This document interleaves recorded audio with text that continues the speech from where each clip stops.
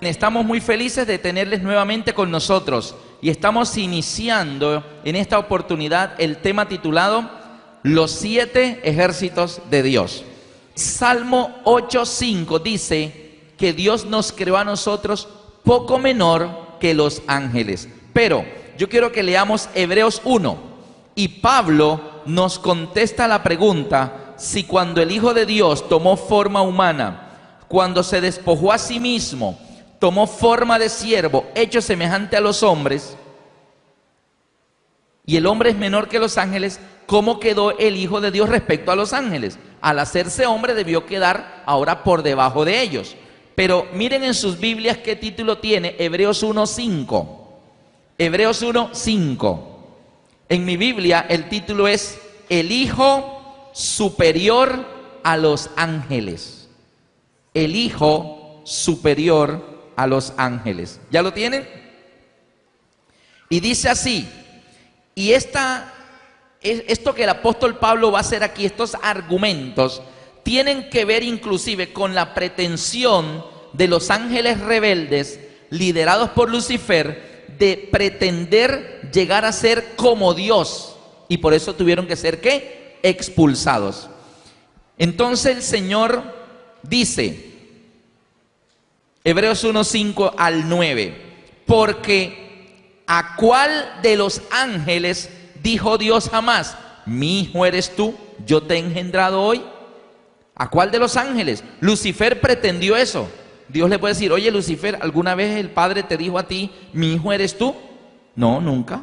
Eres un ángel exaltado, poderoso, el querubín grande cubridor, pero el Padre nunca te dijo a ti, tú eres mi hijo.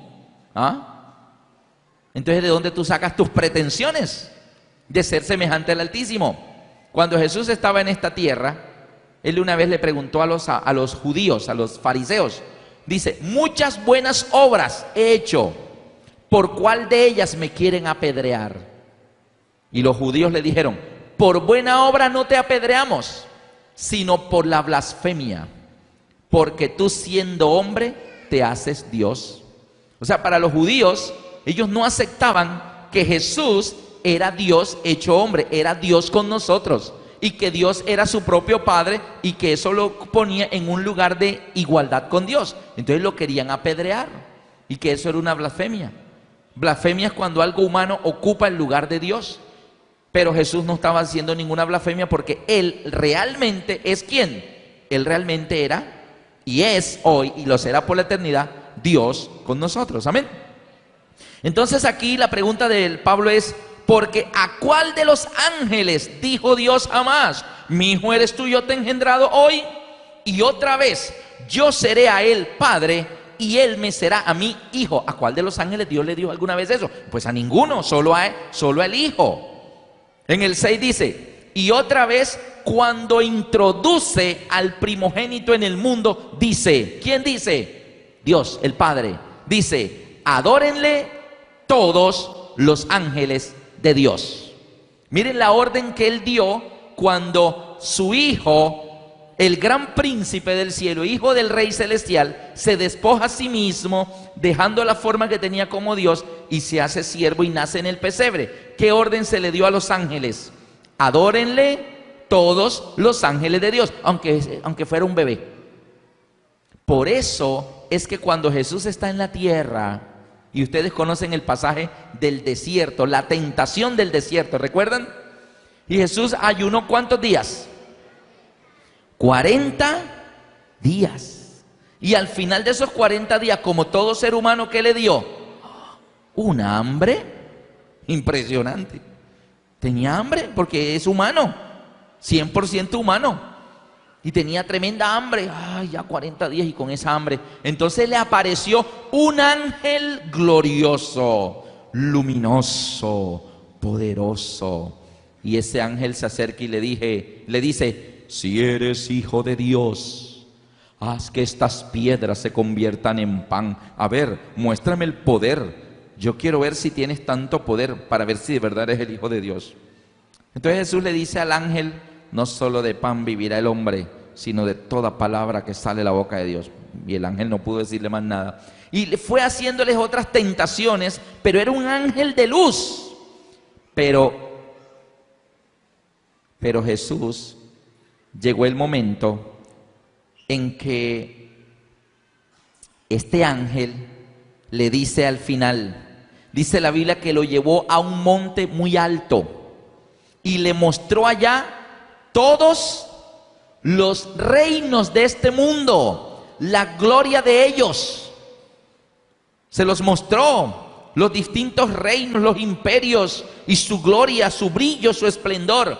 Y este ángel le dijo, todo esto te daré si postrado me adoras, porque a mí me ha sido entregado y a quien quiero se lo doy. Mire Lucifer hasta dónde llegó a ufanarse de ser propietario tanto del planeta entero como de sus habitantes. Todo esto te daré si postrado me adoras, porque a mí me ha sido entregado y a quien quiero se lo doy. Eso está en Lucas 4. Entonces, cuando Jesús escucha con esa hambre, cansado, agobiado, pero escuchó las palabras del ángel de, si tú postrado me adoras, todos serán tuyos. Jesús levantó la cabeza y dice, ¿cómo? ¿Que yo qué? ¿Que yo te adore a ti? Y Jesús cayó en cuenta, cuando yo nací, mi Padre, ¿qué le ordenó a todos los ángeles? Cuando introduce al primogénito en el mundo, lo hemos leído en Hebreos, versículo 6, y otra vez cuando introduce al primogénito en el mundo dice, adórenle, ¿cuántos? Todos los ángeles de Dios. Y ahora hay un ángel allí que le está diciendo, si tú postrado me adoras, todos serán tuyos. Entonces Jesús le dice, ya yo sé quién eres tú. Tú eres Satanás. Si tú fueras un ángel de mi Padre, tú me tendrías que adorar a mí. Pero tú me estás pidiendo que yo te adore a ti. Tú eres Satanás. Vete, Satanás. Porque escrito está, al Señor tu Dios adorarás y solo a Él servirás. En pocas palabras Jesús le está diciendo, mira Satanás, no soy yo, el Señor tu Dios, el que se tiene que arrodillar delante de ti. Eres tú, Satanás, el que se tiene que arrodillar delante del Señor tu Dios. Y Satanás se vio descubierto. Queridos amigos, Jesús descubrió que era Satanás no por la forma que tenía, lo luminoso y lo grandioso que se veía. Jesús lo descubrió por sus palabras. Eva debió haber hecho lo mismo con la serpiente. Tan bonita la serpiente que habla, ¿no? Tan linda, mira cómo habla, qué fluidez tiene esta serpiente. Oye, pero me estás diciendo algo contrario a la voluntad de Dios. Tú no eres una buena serpiente. Debió dar media vuelta y haberse ido. Al enemigo nunca lo vas a conocer por la forma que tiene, porque los ángeles tienen esa facultad que se pueden, ¿qué? Transformar en lo que ellos quieran y se aparecen. Mire, la Biblia dice que los muertos están en los sepulcros y que están allí hasta que Cristo venga, y el día que el Señor venga resucitarán primero los que murieron en la fe. Y la Biblia dice, y los muertos nada saben, ni tienen más parte en lo que se hace debajo del sol. Pero queridos amigos, ustedes saben que por ahí hay muertitos que se aparecen. Hola, hola, ¿quién me ha llamado? Ay, el abuelito. No. Y se aparecen personas que fueron muy cristianos en su vida y hoy están en el cementerio, vivieron una vida muy digna, muy entregada a las cosas de Dios, y hoy se aparecen y hacen milagros y todas esas cosas. ¿Quiénes creen ustedes que son esos en realidad? Ellos. Porque los muertos, los verdaderos, ¿están dónde? En el cementerio. Y el día que Cristo venga, ¿resucitarán qué? Primero los que murieron en la fe. Y entonces eso del espiritismo, ¿en qué queda? Esos son ángeles caídos que se pueden transformar. Ay, pero es que me dijo cosas que solo mi abuelito sabía. Pues sí, pero es que cuando tu abuelito te dijo eso y solo era el secreto entre ustedes dos, invisibles, ¿quiénes andan merodeando por ahí alrededor de usted? Ellos andan chismoseando.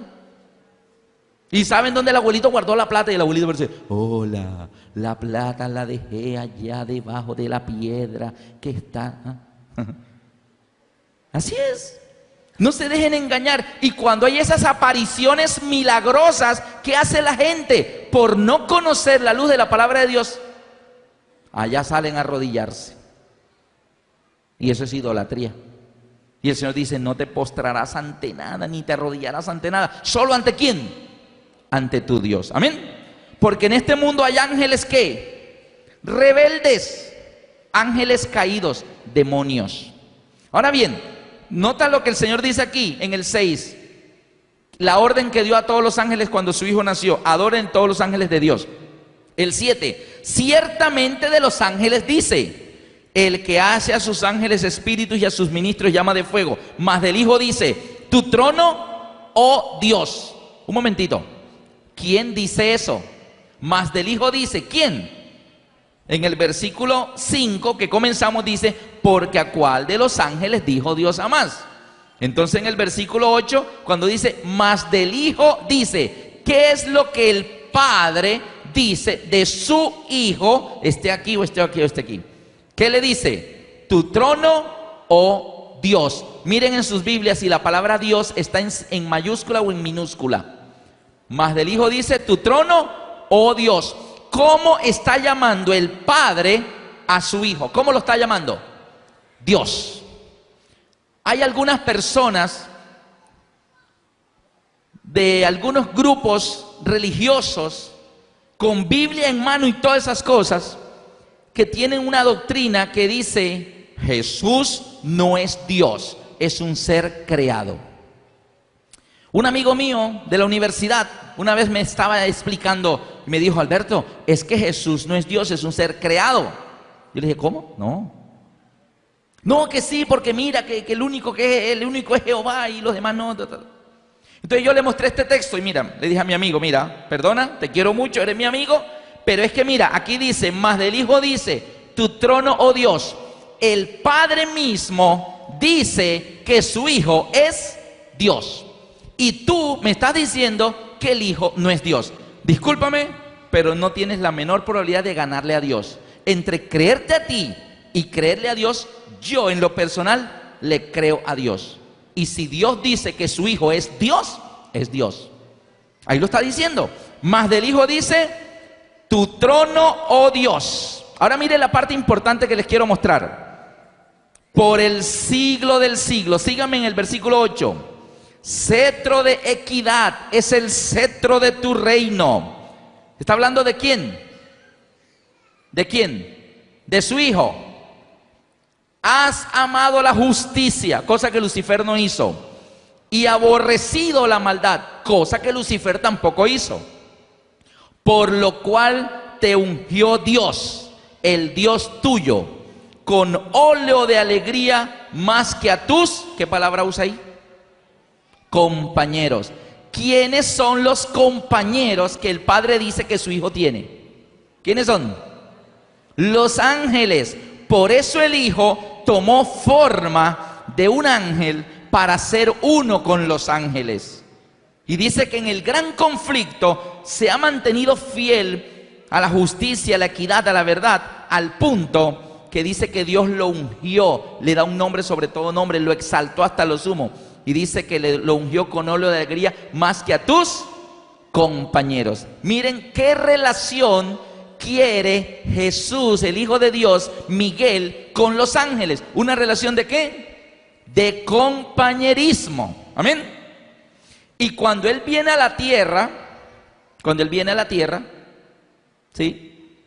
¿Qué relación quiso tener con nosotros los seres humanos?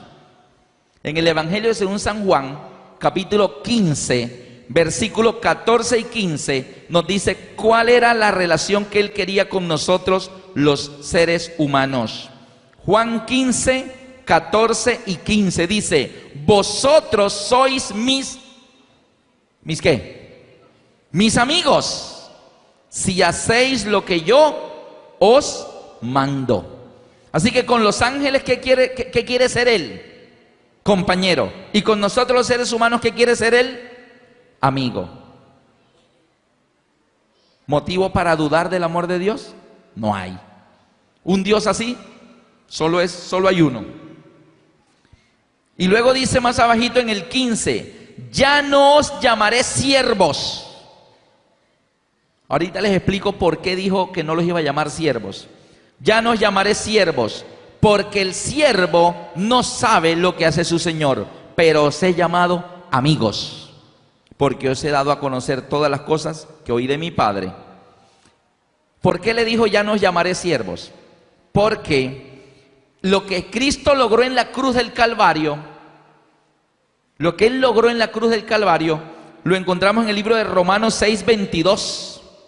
Romanos 6:22. Mas ahora que habéis sido libertados, ¿ah? ¿Qué fue lo que Cristo logró en la cruz para nosotros? Nuestra libertad. Porque antes, ¿cómo estábamos? Esclavos de ellos. ¿Y por qué éramos esclavos? Porque hay una ley en el universo que está en Romanos 6:16, que dice, ¿no sabéis que si os sometéis a alguien como esclavo para obedecerle, sois esclavos de aquel a quien obedecéis, sea del pecado para muerte o la obediencia para justicia? En pocas palabras, pertenecemos a aquel a quien obedecemos. Así que no es aquí donde yo soy del Señor. Sí, esto determina mi deseo. Dios mío, yo quiero ser tu hijo. Dios mío, sálvame. Yo quiero entregarme a ti. Eso. Pero que yo sea de Dios es allá en la calle, en el diario vivir, donde cada día yo tomo una decisión. Si voy a obedecer a Dios o al amiguito, a Dios o al compañero, a Dios o al pecado, la verdad o la mentira. Entonces, ¿pertenecemos a aquel a quien obedecemos? Por eso se habla de el testimonio. Ahora miren una cosa, si obedecemos a Dios, dice, seremos esclavos de Dios. Y si obedecemos a Satanás, seremos esclavos de Satanás. Entonces noten que en Romanos 6:22, que es el texto que les mostré primero, dice, después de la cruz, mas ahora que habéis sido libertados del pecado, porque Cristo nos dio la libertad, y hechos siervos de Dios. ¿En qué quedamos ahora? Éramos esclavos ¿de quién? De los demonios. Pero con lo que Cristo demostró en la cruz, nos abrió camino de libertad. Y ahora dice que somos hechos siervos de Dios. ¿Qué es un siervo? En los tiempos de Cristo, que era un siervo, en los tiempos de Pablo, decir, este es mi siervo. ¿Qué significaba eso? ¿Qué era un siervo? Un siervo era alguien que tenía ¿qué? Un jefe que le ordenaba las cosas, ¿verdad? Pero mire, aquí dice, ahora hemos sido hechos siervos de Dios, tenéis por vuestro fruto la santificación y como fin la vida eterna. Así que ahora por la cruz somos hechos siervos de Dios. Pero Cristo antes de morir le dijo a los discípulos, ahorita en Juan 15, 14 y 15, ya no los llamaré siervos, porque un siervo no sabe lo que hace su Señor. Los llamaré amigos. Así que por ahora ser de Dios, por la cruz, quedamos en calidad de siervo. Pero Jesús dice, no, yo no quiero que seas mi siervo, venga para acá, véngase conmigo. Somos amigos. Amén. Hermanos, qué impresionantes alcances tiene el plan de la salvación. Ahora una cosita. Esta situación que Lucifer planteaba de que Dios tenía que renunciar o a su ley o a nosotros. Ayer hablamos aquí con una niña que se llama Andrea. ¿Andrea está por allí? No está aquí, debe estar allá con los demás niños. ¿No está Andrea? Ayer teníamos aquí a Andrea que nos ayudó. Y miren una cosa, Lucifer llega a la tierra y dice, yo voy a hacer que ellos pequen lo mismo que yo, para que Dios tenga que matarlos como me va a matar a mí. Entonces Dios dice, ¿ahora cómo hago? Los ángeles decían, Dios, ¿cómo lo vas a resolver? ¿Cómo vas a resolver esta situación? Si dejas la ley, tienes que matarlos, porque la ley reclama la sangre del pecador. Pero si decides salvarlos, la única manera es que anules la ley para que no los tengas que matar. Así que Dios dejaba la ley, es justicia, nos mata a nosotros, no es amor.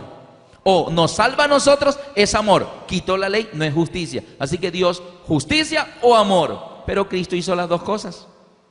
La ley permaneció, la ley ejecutó el castigo, solo que el castigado es el que él quitó. Quitó a Andrea y se puso él. Me quitó a mí y se puso a él. Quitó a Isaac. ¿Se acuerdan cuando Isaac estaba en el altar de piedra listo y Abraham tomó el cuchillo y ya el cuchillo venía para abajo? ¿Qué pasó? Cuando ya lo iba a matar, el ángel de Jehová dijo: Abraham, detente. Eso está en Génesis 22. Detente, ya no le hagan al muchacho. Ya conozco que temes a Dios, por cuanto no me rehusaste tu hijo, tu único. Isaac, por poco. Y dice la Biblia en el siguiente texto de Génesis 22 que Abraham escuchó a sus espaldas esto: ve, ve. Y Abraham miró, ¿y qué era? Un cordero trabado en un zarzal. Y dice la Biblia que Abraham fue y tomó el cordero y lo sacrificó en lugar de su hijo Isaac. Entonces noten cómo es el plan de salvación. La sentencia de todas maneras se va a ejecutar, no se detiene. Lucifer pretendía que Dios detuviera el castigo sobre la humanidad para mostrar al universo que Dios no era amor, o que por amor a la humanidad quitara la ley y no hubiera castigo. Pero de todas maneras hubo el castigo. Lo único que pasó fue que Cristo quitó a Andrea y se puso él, y el castigo se dio. En el monte Moriah, de todas maneras, hubo un sacrificio ese día. Solo que en vez de ser Isaac, Abraham quitó a Isaac y puso ¿a quién? Al cordero. Ahora miren una cosa. Si ese corderito hablara, el del monte Moriah, Abraham lo amarra a las patitas de delantera, trasera, lo pone allí, el corderito levanta la cabecita y Abraham se la baja ahí. Y el corderito ve que Abraham toma el cuchillo y lo levanta. El corderito dice: no va a pasar nada. Ese ángel que está allá arriba ahora dice: Abraham, Abraham, detente, no le hagas nada al cordero tampoco. Yo sé, porque lo vi ahorita que el niñito este lo iban a matar, pero no lo mató. Y el corderito se queda así esperando que el ángel hable, y el cuchillo viene y ¡fas! Abrió la garganta y el corderito comenzó a ahogarse allí, la sangre salía a borbotones, y el corderito no entiende. ¿Por qué? ¿Por qué cuando era el niño y el cuchillo ya venía contra él, detente? Y lo quitan y lo ponen ahí, y cuando el cuchillo viene contra el cordero, ahí nadie habló, nadie detuvo el sacrificio del cordero. Y el corderito, si el corderito hablara, ¿qué preguntaría en ese momento mientras su sangre se derrama? El corderito de pronto preguntaría algo como: Dios mío, ¿por qué a mí sí me has desamparado? ¿Por qué a Isaac lo amparaste y a mí no? Bueno, el corderito del monte Moriah no hablaba, pero el cordero de la cruz, ese sí hablaba. ¿Y sabe qué pasó en la cruz? Había un asesino, un sedicioso, un hombre malo, ladrón, asesino, y había sido condenado a muerte por los romanos. Mire, los romanos no condenaban a muerte a todo el mundo. Los romanos, cuando una persona era sentenciado por algún delito grave, alguna cosa, la sentencia era encadenado de por vida para ir a trabajar en las minas. Y era una esclavitud perpetua. O si no, lo condenaban a encadenarlo a los remos de las galeras de guerra, y este hombre era una máquina de remar toda la vida, hasta que se moría o se enfermaba y lo botaban al mar. O sea, ellos necesitaban la mano de obra humana para ser esclavos y todas esas cosas. Así que esas eran las condenas. Pero cuando los romanos veían una persona tan, pero tan mala, que ellos decían: mira, este ni para los remos, ni a las minas, ni esclavo. No, este tipo hay que matarlo. Entonces lo sentenciaban a la muerte de la cruz. Y la cruz era una muerte horrible, no solamente dolorosa, sino también vergonzosa, porque los reos eran desnudados totalmente y eran puestos en la cruz en alto. Y entre más malo era el reo, la cruz era más alta. porque habían cruces pequeñas, porque el hombre había hecho cosas malas, pero no tan terribles. Entonces la cruz era bajita, así que los que se acercaban a verlo, los que estaban detrás no alcanzaban a ver la desnudez de este hombre, porque los de adelante tapaban. Pero cuando querían un escarmiento bien bueno, y el hombre era demasiado malo, lo iban a colgar bien alto, así que la cruz era bien alta, para que lo viera ¿qué? Todo el mundo.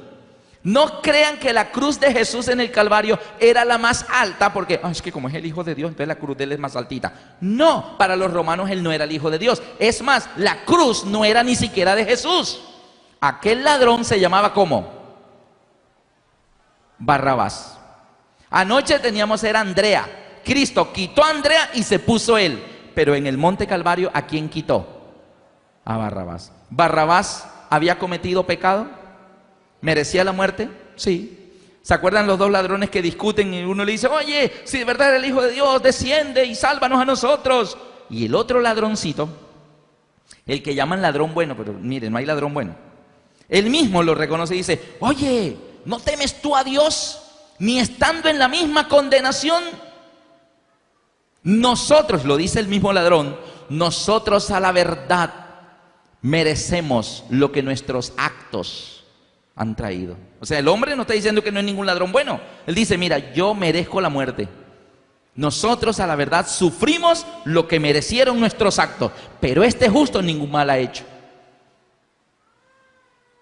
Barrabás estaba condenado porque merecía la muerte. La noche anterior Barrabás ahí en la celda con los barrotes de hierro, los romanos ahí en el patio le mostraron la cruz. Le dijo, mira Barrabás, aquí te la dejamos toda la noche para que la mires. Mañana a esta hora estás colgado ahí. Y se fueron y Barrabás desde los barrotes miraba en el patio la tremenda cruz que le habían hecho a Barrabás. Al amanecer, no había todavía apenas minutos de haber salido el sol y llegaron los soldados romanos y abrieron la reja. Barrabás, afuera. Y Barrabás sale encadenado. Él sabe que va a morir, sentencia de muerte. Y cuando Barrabás llega al pretorio romano, ve todo el pueblo reunido, una multitud, los sacerdotes, todo ahí. Y Barrabás dijo, oye, toda esta gente vino a verme morir. Qué ganas de verme morir, qué venganza tienen. De repente Barrabás mira al procurador romano Poncio Pilato que dice a la multitud, bueno, aquí tenemos dos reos. ¿A quién quiere que le suelte? ¿A Barrabás o a Jesús el Nazareno? Y Barrabás mira para allí y ve del otro lado al Nazareno con corona de espinas, latigazos, lo ve ahí amarrado. Y Barrabás dice, hoy Pilato no se vale, no se vale, no, pero ¿cómo vas a poner? Es que no hay punto de comparación. ¿Cómo vas a poner a este pueblo a que elija entre Jesús Nazareno y yo? Yo los asalto, yo los extorsiono, yo he asesinado a algunos de sus familiares, yo he hecho tantas cosas malas a ellos, ¿me tienen miedo? En cambio él les multiplicó los panes y los peces, les resucitó a los muertos, les sanó las enfermedades, a los ciegos los ha puesto a caminar, hasta les ha sanado la suegra. ¿Y cómo es que Pilato va a decir al pueblo que elijan? Pues lógicamente van a elegir a Jesús. No se vale, Pilato, no se vale. Y el primer sorprendido es el propio ¿qué? Barrabás, que el pueblo comienza a gritar, suelta a Barrabás y mata a Jesús Nazareno. Así que al final de cuentas, la cruz que habían construido ¿para quién? Para Barrabás, ¿la carga quién? Jesús. ¿Y sabes a quién representa Barrabás en esta historia? Yo no sé si a ti, pero a mí sí me representa. Barrabás nos representa a nosotros, los que merecemos ¿qué?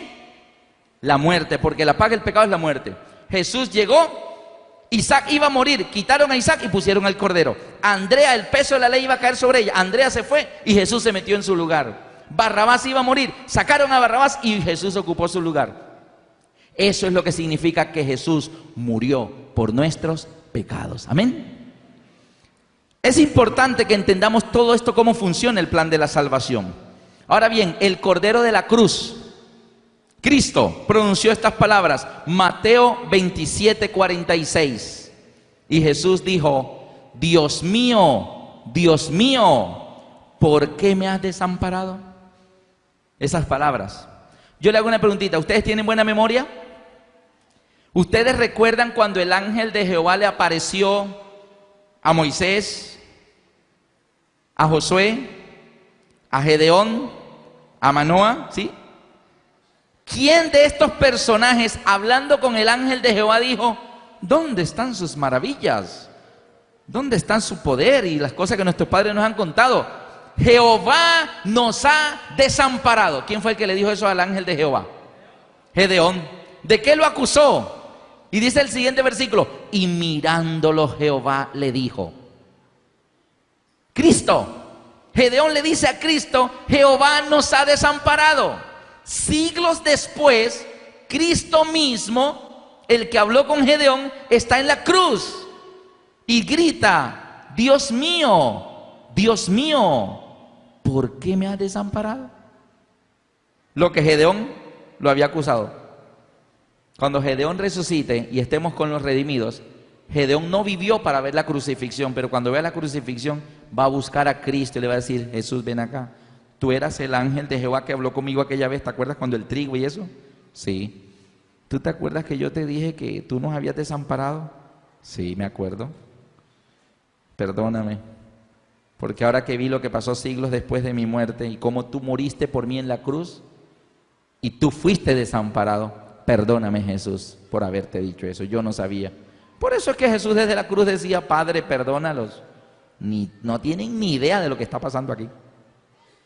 Ahora miren esto. ¿Qué significa aquella frase de Jesús: Dios mío, ¿por qué me has desamparado? Notemos que es una pregunta. Es una pregunta. Y para toda pregunta debe haber una ¿qué? Una respuesta. Ahora bien, Jesús está preguntando al Padre desde la cruz: Dios mío, ¿por qué tú me has desamparado? ¿Será que Jesús no sabía por qué estaba en la cruz? ¿Ustedes qué dicen? ¿No lo sabía? Porque está preguntando: ¿por qué estoy aquí? ¿Por qué estoy desamparado? ¿Por qué? ¿Será que Jesús lo sabía o no lo sabía? ¿Ustedes qué dicen? Sí lo sabía. Entonces, ¿por qué pregunta? Si él sabe, ¿por qué está preguntando? Debe ser que era el Padre el que no sabía. De pronto el Padre allá en el trono, en el tercer cielo, es el que no sabe por qué el Hijo está en la cruz desamparado. ¿Por qué? ¿Será que el Padre lo sabía, sí o no? ¿También? O sea, el Hijo lo sabía, el Padre... Entonces, ¿por qué la pregunta? Porque es una pregunta que ambos saben la respuesta. ¿Por qué? Debe ser que Él quiere que ciertas personitas, que los estoy viendo pero no quiero decir el nombre, sí sepamos por qué Él fue desamparado en la cruz. Para entender un poquito más este texto, traigo en este momento a colación un hecho histórico que se dio en el principio del siglo XIX. Los Estados Unidos crecían, las ciudades del este, todo lo que era Nueva Inglaterra y las ciudades crecían y se necesitaba muchísima madera para construir las ciudades que se estaban desarrollando en el este de los Estados Unidos.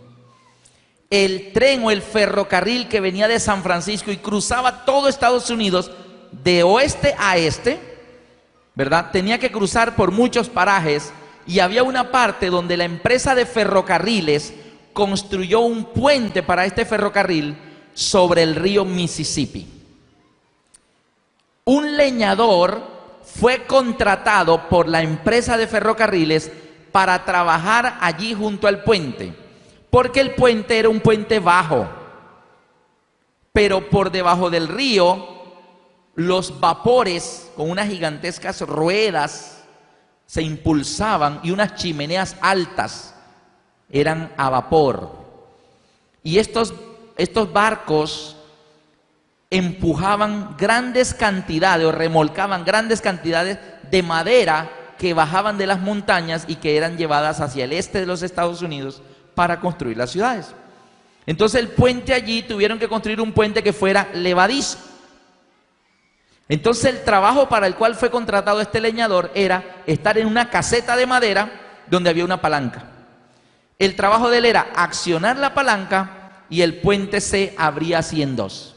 Entonces los vapores pasaban con sus altísimas chimeneas empujando la madera, y una vez que ellos habían pasado, el leñador tenía que volver a poner la palanca en su lugar, el puente bajaba para que el ferrocarril que venía de San Francisco a Nueva Inglaterra pudiera circular normalmente. Este leñador tenía un hijo de 9 años.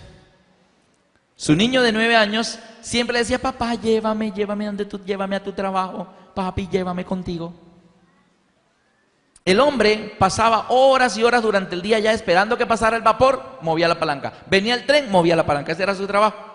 Así que él cortaba leña, llevaba leña a la casa, y como pasaba muchas horas allá, tomó un trocito de madera y comenzó a hacer figuras.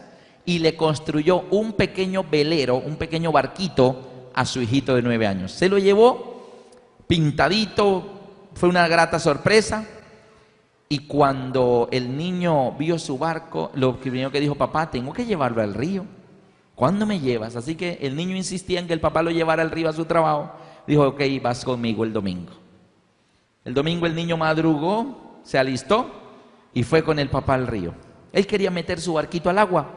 Así que el padre buscó un lugar donde el agua era mansa, una pequeña ensenadita, y le dijo: nene, vas a estar aquí y aquí juegas, pero de aquí para allá no pasas. No, papi, yo juego aquí nomás. El hombre fue allá a cortar leñas para llevar a su casa en la tarde. El niño jugaba, pero como los niños al fin se van metiendo cada vez un poquito más sin darse cuenta. Se fue yendo un poquito más sin darse cuenta, emocionado con su barquito de madera, y de repente el barco cayó en una corriente que se lo arrebató, y el barquito comenzó a ir por las espumas del río. El niño pensó en su juguete enseguida. Recuerdo que mi papá, cuando me dio las primeras instrucciones de manejar carro, me dijo: Alberto, cuando vayas en tu carro y veas que sale una pelota para, porque detrás de esa pelota, ¿quién va a salir corriendo? Un niño. Así que si tú ves una pelota, un balón, para, porque lo más probable es que detrás de ese balón viene corriendo un niño que solo piensa en que su balón no se lo espiche un carro, aunque él arriesga su vida en el intento. Él le importa es el balón. Así que el niño trató de agarrar el botecito y cayó en la corriente y se lo comenzó a llevar. Y el niño sacó la cabeza: papá, papá, y se hundía. El padre oyó y no vio al niño, no vio el barquito, y alcanzó a ver los bracitos que se agitaban, salían y volvía a hundirse, y la corriente lo iba arrastrando. El hombre era un experto nadador, así que corrió, se quitó las botas y apenas estaba quitando la camisa para lanzarse al agua, cuando escuchó a sus espaldas: "Pu, pu", y él voltea a mirar y el puente estaba así. Lo había dejado abierto después del último vapor que había pasado. Dijo: ahorita lo cierro. Y se había distraído cortando la leña y el puente estaba así. Su hijo sacó la cabecita: papá, papá. Y él volvió a mirar para meterse al agua. Put, put, más cerca. Y el hombre titubeó, un torbellino de ideas, indecisión, pero en una fracción de segundo tomó una decisión. Corrió de regreso a la caseta de madera. El tren era un tren de 60 vagones, cargado de pasajeros y de carga. Muchas personas morirían si ese tren se descarrilaba. Así que corrió a la caseta, logró entrar, tomó la palanca y la aló, y comenzó a ver cómo el puente lentamente iba bajando. Más cerca el tren, más cerca, y apenas las dos partes se besaban cuando la pesada locomotora apenas cruzó, seguido por sus cantidades de vagones.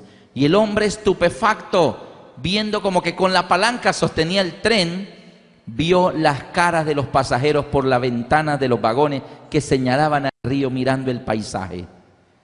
En el último vagón alcanzó a ver una fiesta infantil. Vio cadenetas, globos de colores y muchos niños con gorritos, y el tren desapareció con el último vagón donde se estaba celebrando aquella fiesta infantil. Con el ruido del tren desapareciendo a la distancia, volvió a escuchar el rugido del río. Volvió a mirar y corrió a la orilla, y ya no vio ni al barquito ni al niño. Así que comenzó a correr por la orilla, Corrió 200 metros, subió a una gran roca y miraba a ver si lo lograba divisar. No lo vio. Bajó de la roca y siguió corriendo 500 metros. Se agarró de un tronco para ver si el niño pasaba por ahí y alcanzaba a sacarlo. No lo vio. Bajó 100, 200 metros más. Buscó y buscó y no lo encontró. Y este hombre se sentó a llorar. Se sentó a llorar en la ribera del río como un niño. Lloraba por dos cosas. La primera, su hijo había muerto. Para salvar el tren, murió su niño. O salvaba a su niño y el tren se descarrilaba y moría mucha gente. Así que él lloraba porque su hijo había ¿qué? Muerto. Siglos atrás hubo un padre que tuvo que tomar una decisión. También tenía a su hijo. ¿Lo pudo haber salvado? Sí. ¿Podía Dios salvar a su hijo Jesucristo? Sí. Él mismo se podía bajar de la cruz. El que le quitó las ruedas a los 600 carros de Faraón. 4 manos de soldados romanos no eran suficientes para tenerle la mano ahí en el madero. Él es el ángel de Jehová. Él podía librarse si quería. Pero ¿por qué no quitó la mano Jesús? Jesús no quitó la mano porque estaba pensando en Andrea. Estaba pensando en ti, en ti, en ti, en ti, en ti. Estaba pensando en ti. Y por eso no quitó la mano y dejó que los clavos lo traspasaran. Él podía quitar la mano, pero significaba que Andrea tenía que venir a poner la mano. Él dijo no.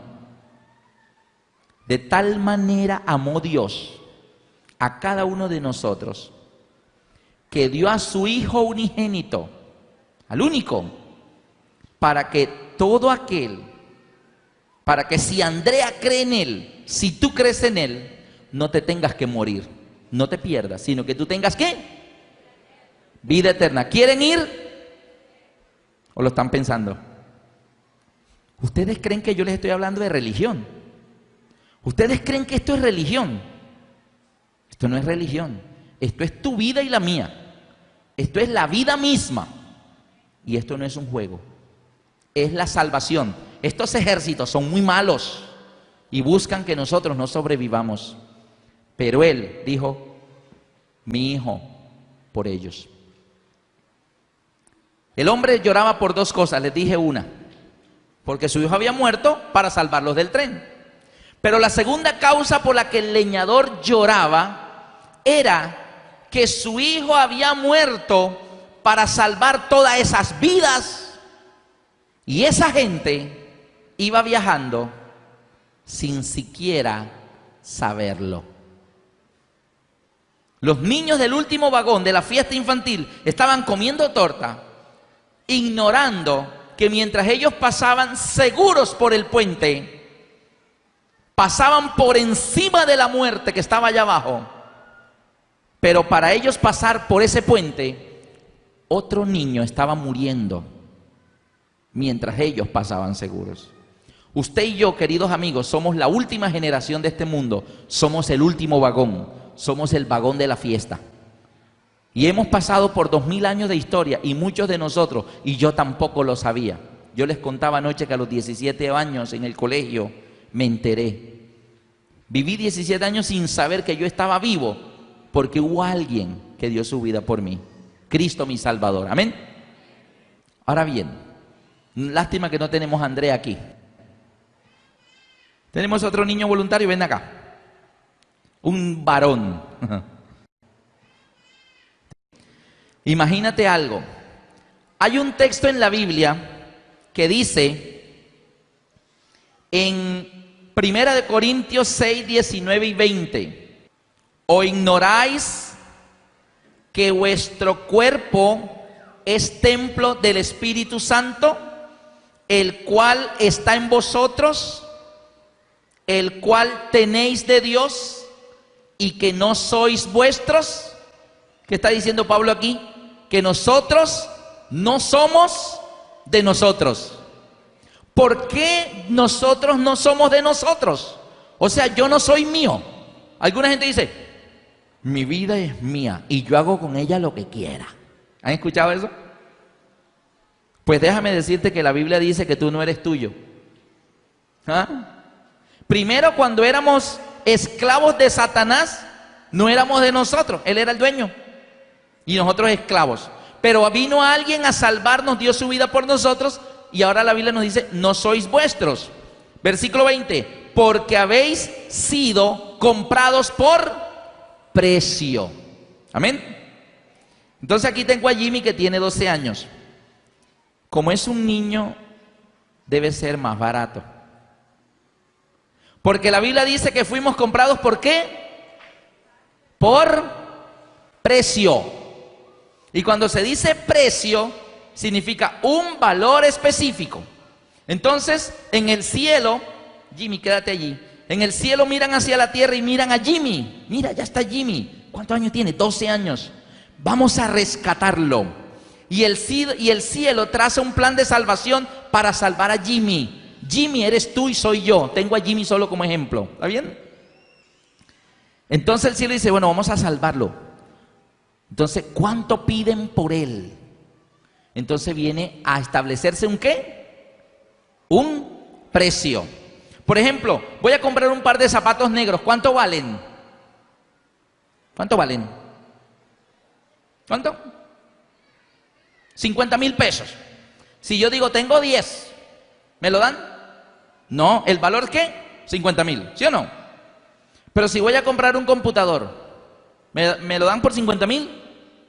No, ¿cuánto vale el computador? 1,5 millones, por decir algo. Nota que hay un precio para algo, para cada cosa, ¿sí? Así que se determinó que a Jimmy lo iban a comprar, así que será que Jimmy vale 1,5 millones, 50,000, ¿como cuánto?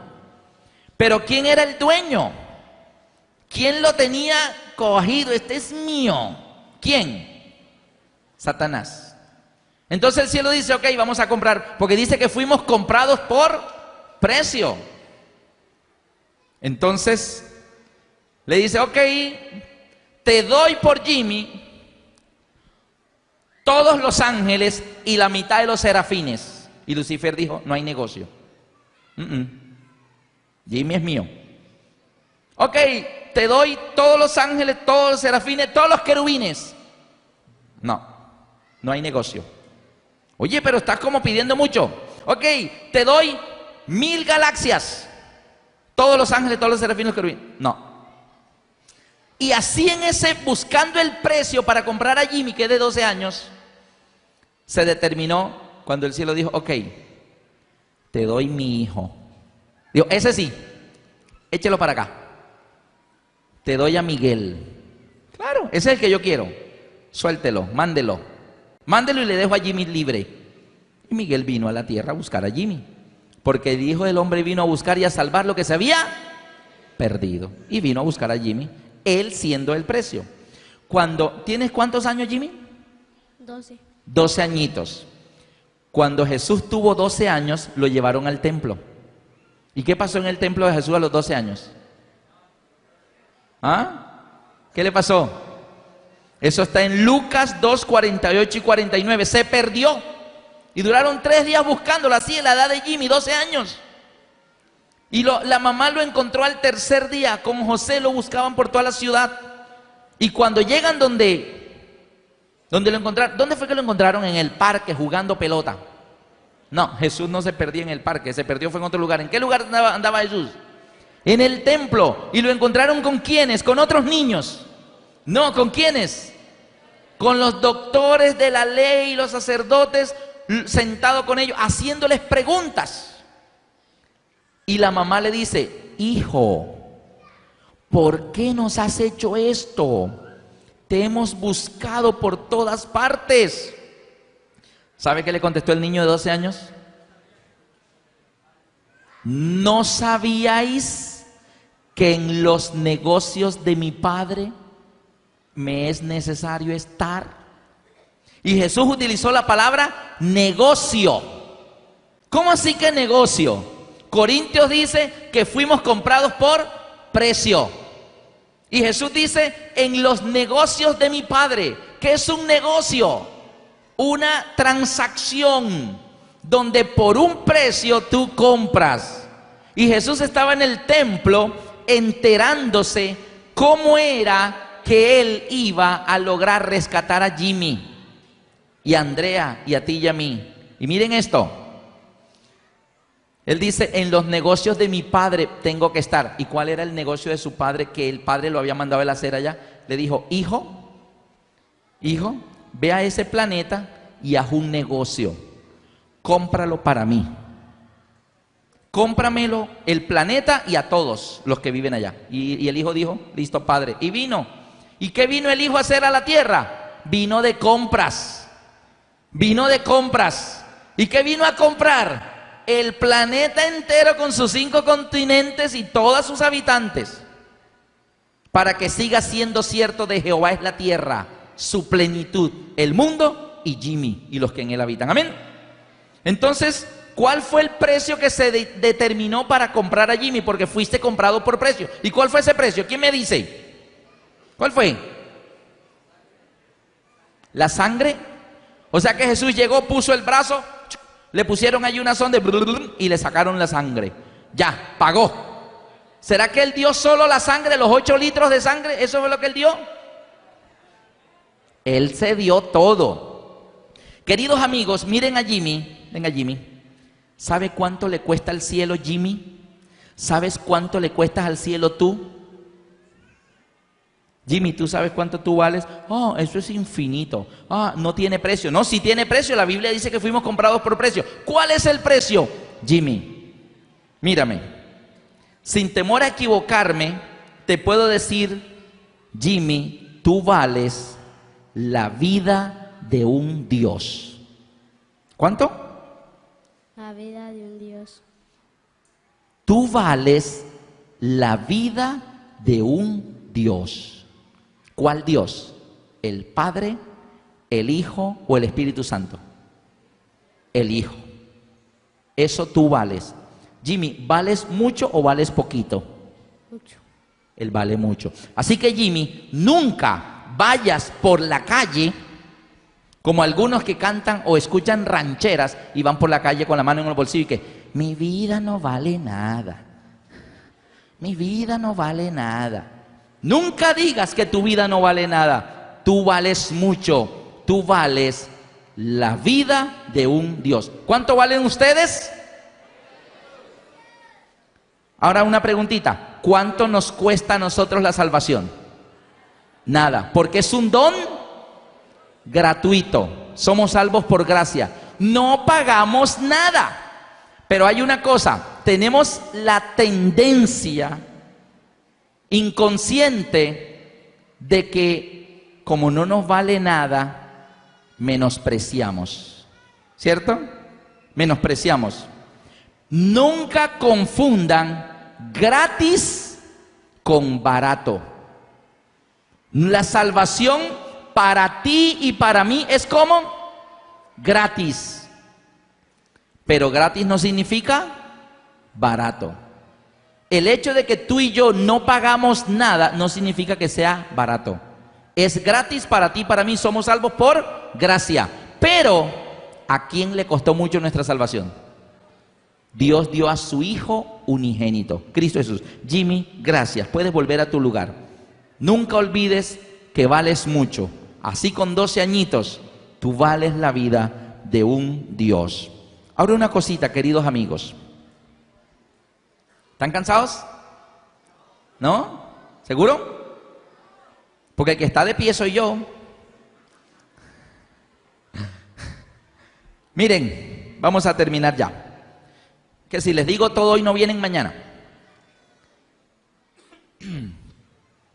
Recuerdo mi hermano Ricardo. Ricardo a los 2 meses de nacido le dio sarampión, mucha fiebre. Y a él se le soldaron los 3 huesitos del oído medio, el yunque, el estribo y el martillo. Se le soldaron, así que ya eso no vibra y él quedó sordo. Así que mi hermano es sordo mudo. Mi mamá se quiso morir, terrible. Entonces no lo mandaba al colegio, el niño es sordo, el niño es sordo. Hasta que un día el doctor le dijo, señora, usted lo va a lisiar. Él no va a ser un lisiado porque sea sordo mudo, sino porque usted lo está sobreprotegiendo. Déjelo que se desarrolle como los demás. Cuando haga cosas malas, péguele igual. Era que él hacía terribles cosas y mi mamá, no, es que el niño es mudo, así que, y él nos hacía maldades a todos. Hasta que el doctor le dijo, no, él poco a poco se va a sentir que es diferente y eso sí lo va a marginar. Lo puso al colegio de sordomudos en Barranquilla, el colegio del Club de Leones.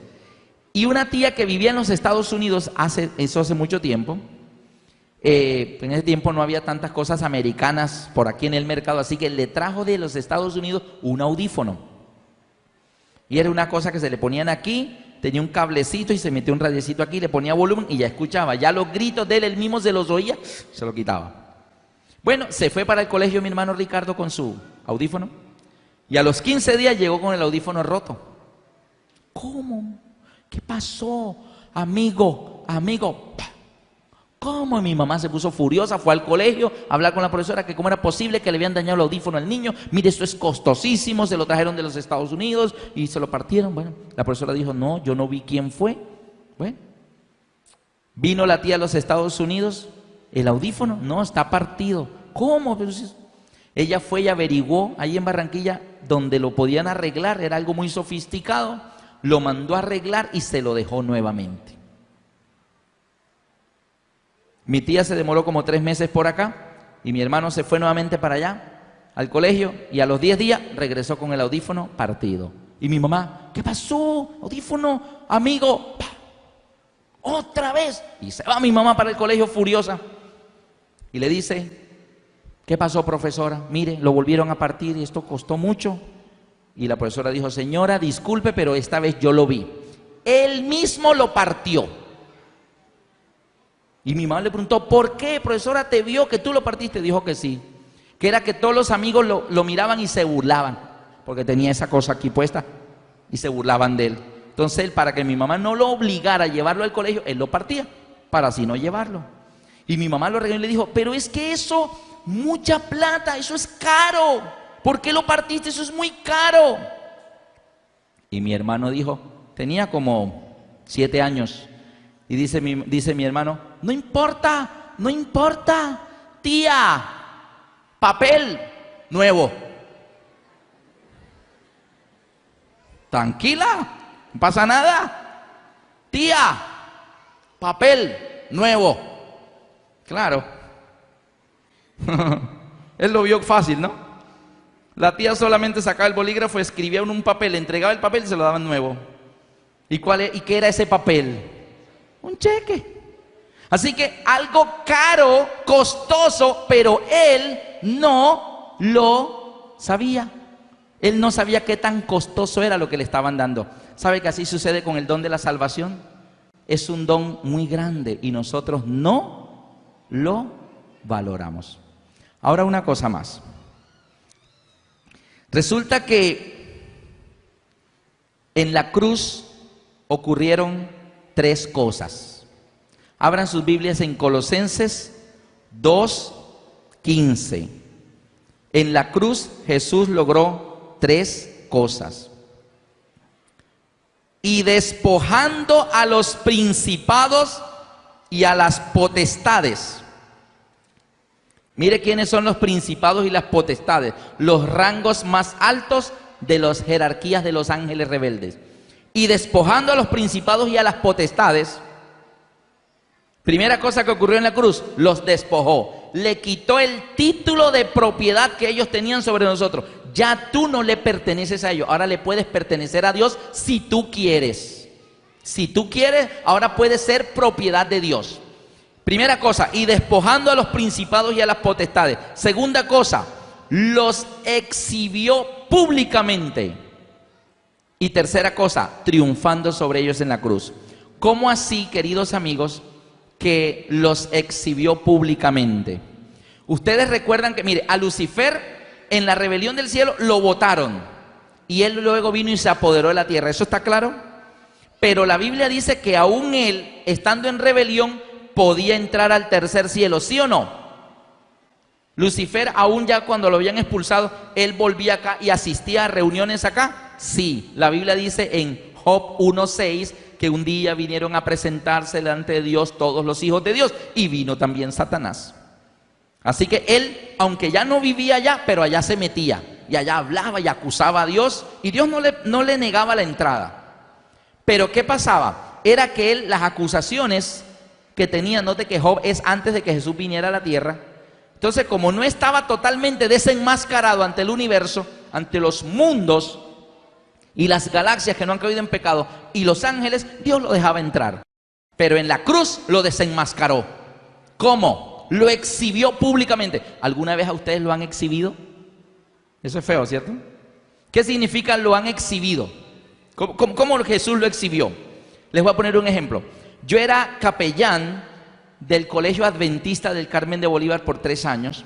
Trabajo muy lindo con jóvenes. Aprendí mucho. Más aprendí yo de ellos que ellos de mí. Y un día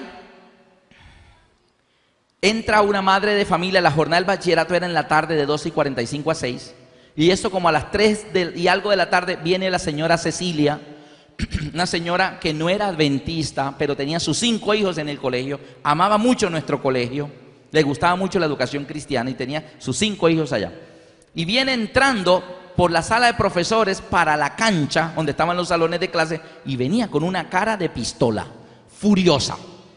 Y yo venía y yo la saludé. ¿Cómo está, señora Cecilia? Bien. ¿Qué le pasa, señora Cecilia? Yo no esperaba esto del colegio adventista ni de sus profesores. Pero, señora Cecilia, ¿qué pasó?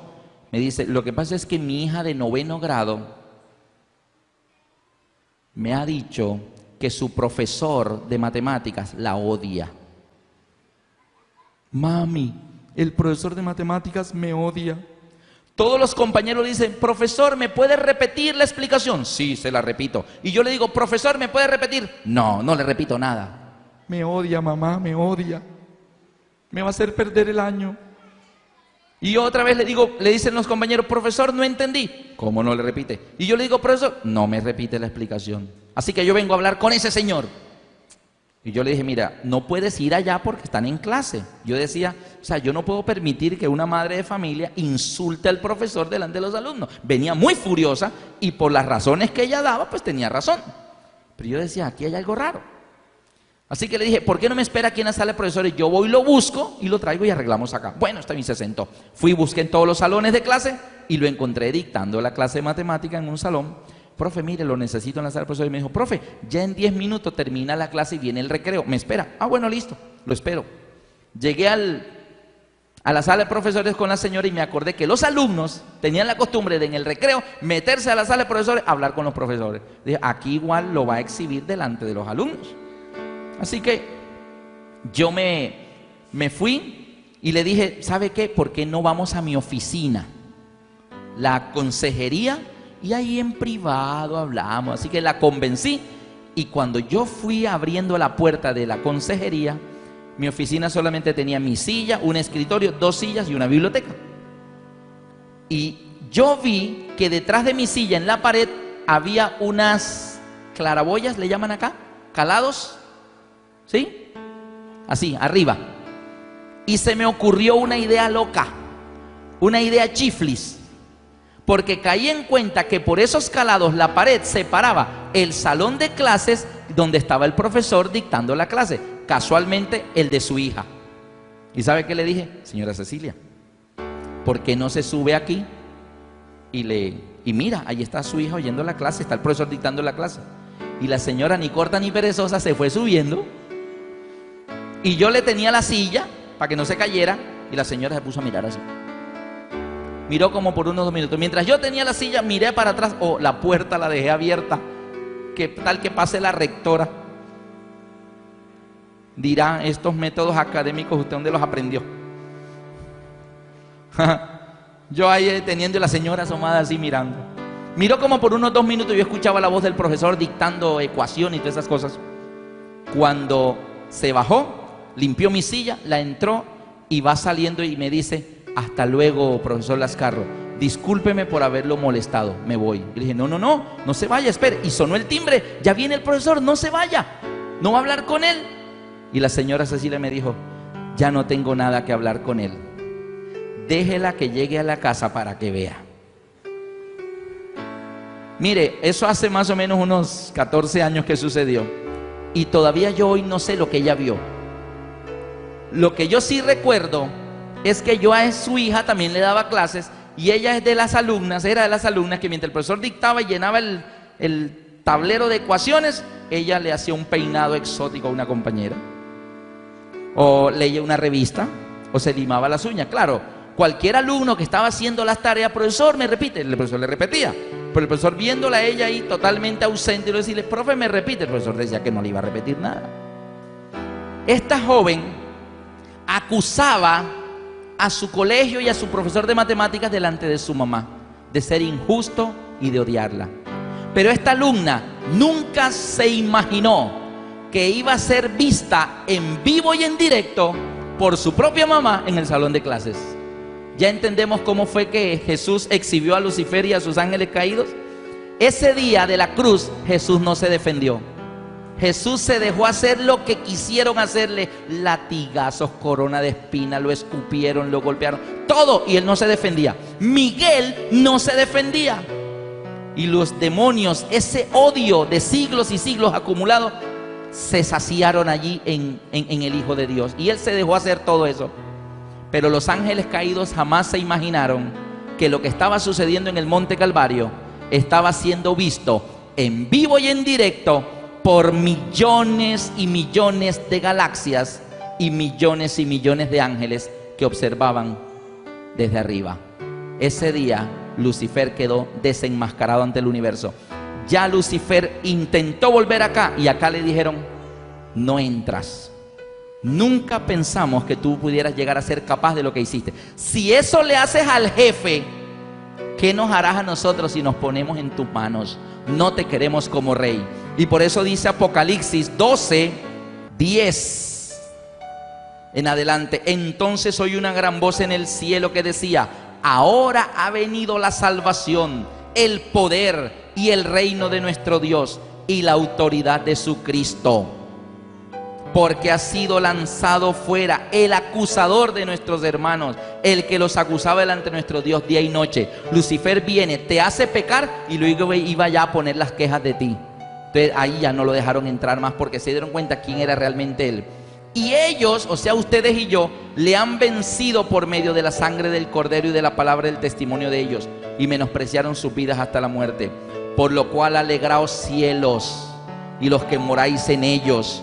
Ya no lo van a tener más por acá ni por acá. Ya no lo reciben en ninguna parte. Alegraos cielos. Ese Señor no va a volver a aparecer por acá. Alegraos cielo y los que moráis en ellos. Pero ay de vosotros, los moradores de la tierra y del mar, porque el diablo ha descendido a vosotros con gran ira, sabiendo que tiene poco tiempo. Como ya no lo dejaron entrar para acá, ahora él se devuelve para la tierra con gran ira. ¿Y qué es lo que él quiere hacer por ser derrotado en la cruz? Dice: y cuando el dragón vio que había sido arrojado a la tierra, persiguió a la mujer que había dado a luz el hijo varón. Al verse derrotado, ahora Lucifer se quiere desquitar, es con la iglesia. Ahora se quiere desquitar, dice, ok, Jesús se fue, se me escapó de la tumba, está bien, ya está en un lugar donde no le puedo hacer nada. ¿Dónde está Jesús ahora mismo? A la diestra del Padre. ¿Allá Lucifer lo puede alcanzar? Ya no. Pero Lucifer dice, bueno, tú estás allá, pero Jimmy está acá, Alberto, tú y tú y tú están aquí. Ahora voy a atacarlos a ellos. Entonces, como Lucifer tiene gran ira porque fue derrotado en la cruz y quiere hacernos a nosotros perder, entonces el Señor decide mandarnos un mensaje que se llama el Apocalipsis. ¿Cuántos de ustedes en esta oportunidad, colocándose de pie y en su puesto, quieren decir: Jesús, gracias por comprarme por tan altísimo precio? Somos caros, somos carísimos. Amén. Gracias, Señor, por dar tu vida por nosotros. Gracias, Señor, por dar tu vida por nosotros.